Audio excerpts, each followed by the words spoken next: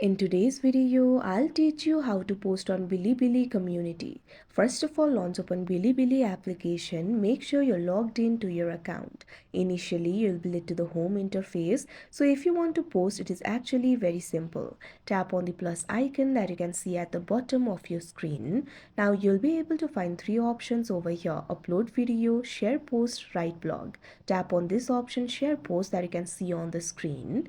Now once you do that, you'll be able to share the post. You'll be able to add a topic over here. Simply tap on this field. Now you'll be able to enter the topic. Once you do that, you'll also be able to add the photo. Tap on this plus icon.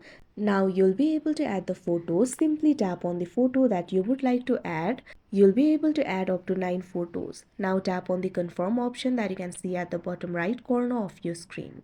Now you can see over here that photo will be added. You'll also be able to add the location if you want. For that, you'll have to tap on the location option that you can see on the screen. After you do that, you'll be able to add the location.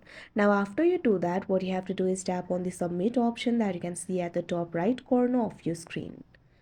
Now wait for a while. Now you can see over here your post has been successfully posted. So that is how you post on BiliBili community. I hope you found this video helpful. Thank you for watching.